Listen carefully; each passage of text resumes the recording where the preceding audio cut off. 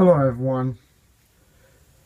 This is the property I live on, and I'm going to show some of the cows. So some people hear the cows in the background, and some people left me some bad messages about the cows, and they're the ones I don't even want to talk about.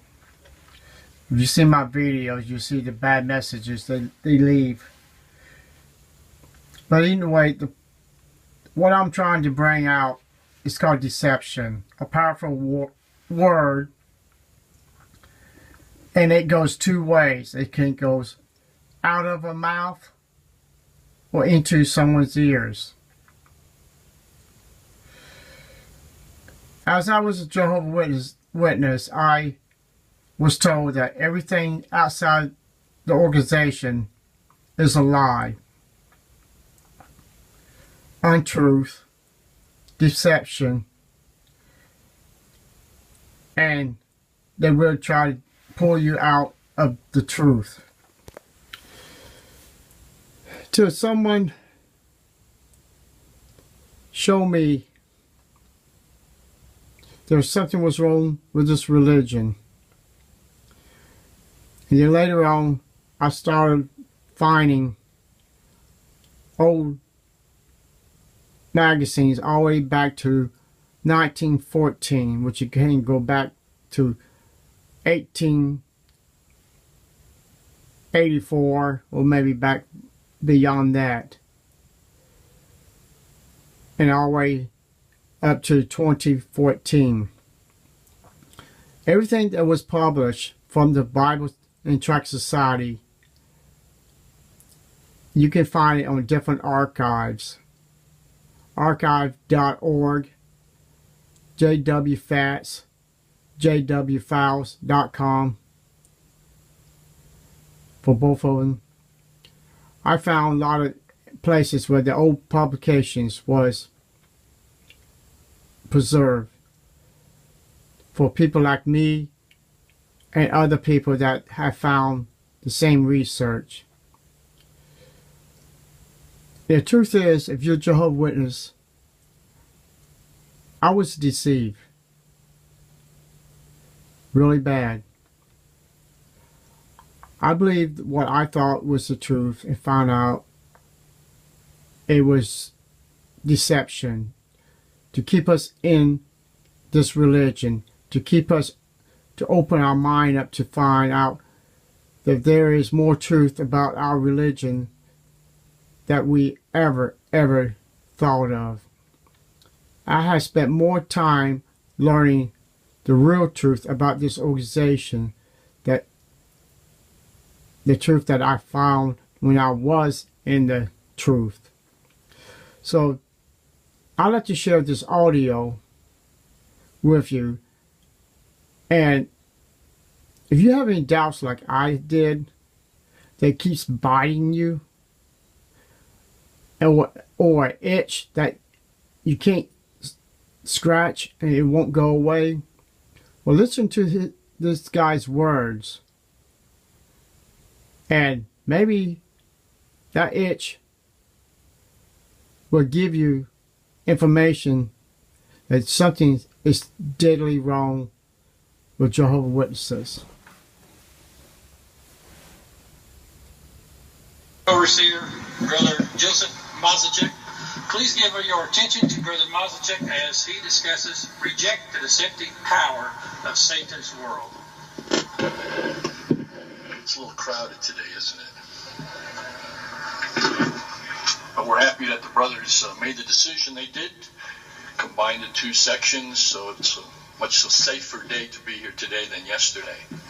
So it's a pleasure for my wife Barbara and I to be with you, dear friends. So yeah, I'm the DO. Last name is Mazachek, M-A-Z-A-C-E-K. First name is Joseph. You can call me Joe. My wife's name is Barbara. You can call her Barbara. If you're having a hard time with Mazachek, it's Joe the DO. So we're going to look forward to getting better acquainted with you. We're going to have a circuit assembly with you in the spring, so we'll skip some of the other personal profile. We're going to be interviewed at the circuit assembly, so we'll get a little better acquainted at that time. But now our discussion, reject the deceptive power of Satan's world. The adversary, the resistor, the accuser, the slanderer, the maligner, the serpent.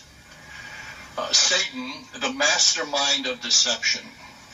Satan can blow your mind. He can attempt to alter your mind. He can boggle your mind. And in spite of all of that, you can still be mindful of his deception. So use your God-given gift of perception to counteract Satan's deception. Now it's true, isn't it, that things aren't always what they seem to be? For example, an unscrupulous man intends to poison someone. Now, how much success would he have if he put a skull and crossbones on a bottle right in front of the person? He pours from the bottle, and then he says, "Here, have a drink." The chances are of having that person drink is nil. However, imagine it is a hot day, parched, nothing like today. The person's very, very thirsty. This unscrupulous man now offers a refreshing tall glass of lemonade, or perhaps for you Midwesterners, a tall sweet tea. And while the person is distracted, he puts in a couple of drops of poison in his drink.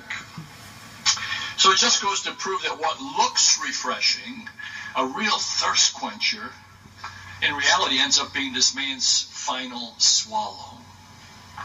So when the devil made his debut in the Garden of Eden, the scripture states that Eve was thoroughly deceived. It was deception at its best.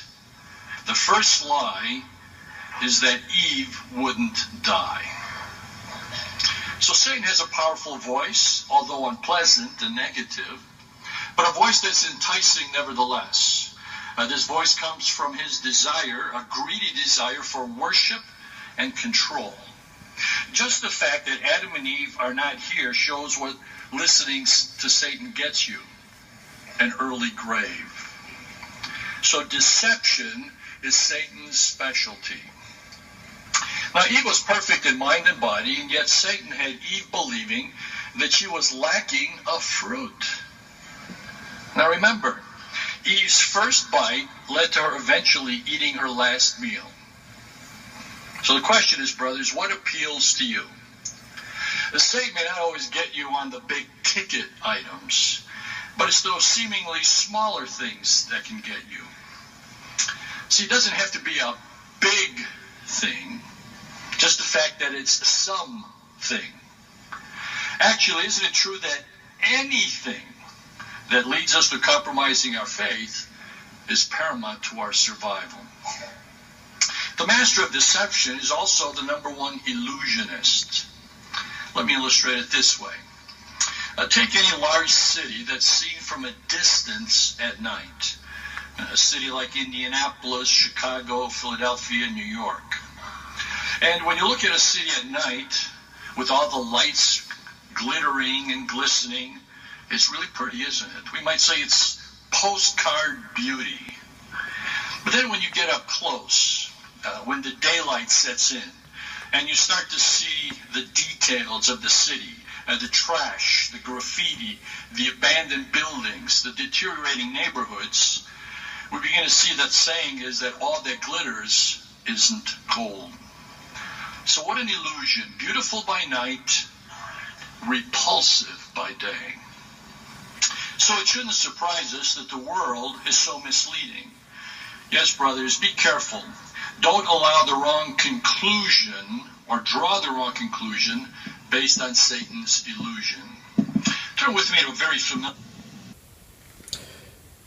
Now what you was hearing, he was talking about the glitter of the city, which that's the glitter of the Watchtower, the beauty they put in the books, the literature, how beautiful paradise is going to be, till you really open up the page and open inside the paragraphs to see in between the words and to find out just glitter and beauty that they show. It's like he said, when you get up close in daytime, you see the town got graffiti, trash all over the place, bad language, and everything else. That is the hidden part of the Watchtower, the part that they don't want you to know. They don't want you to know that this is a worse religion based tricking people and deceiving people in deception, that you are in a beautiful religion that has God's approval, and Satan is really ticked off because we are God's chosen people. That's the picture of deception. And I found the real truth about this organization and found out that the truth is not the way it is. It's not through the Watchtower way, the books and the magazines. It's through the Bible. If a normal person and a weak person of Jehovah's Witness can take the Bible and go into it like I did when I put all of my magazines literature down and found out there was so much deception that I found in the scriptures. Not only things that was wrong, but things that they never showed us or taught us to prove that there's no way Jehovah's Witnesses replaced the Jews. They're calling themselves Jews, spiritual Jews, which they're not. And the reason I'm bringing that up, because there's parts of the Bible mentioned that's what's going to happen in the future. It's going to be around Jerusalem, around the Jews. Not in the governing body, not on their new piece of land. So, please, you don't want to be deceived. You don't want to be lied to. Deception is bad. If people try to help you to see the truth, if you want them to listen to you, then you should listen to them. Fair is fair. I mean, if you can open their eyes, let them open your eyes. Because people is waking up and realizing the Watchtower is deceiving Jehovah's Witnesses. I'm a living proof, and everybody else that was a Jehovah's Witness is a living proof of the pain, suffering, the torture. And it's not the world persecuting the Jehovah's Witnesses more. It's how the Watchtower is persecuting the Jehovah's Witnesses. And put them in positions that the world turning against Jehovah's Witnesses, and actually the things that there's no Bible-based scriptures on, we're persecuting our own selves through, not God, through the governing body. So actually the governing body is putting us on the chopping block for the world. Not by God, by the governing body. So you heard the guy talking, the circuit overseer talk about deception. You better sit down and think about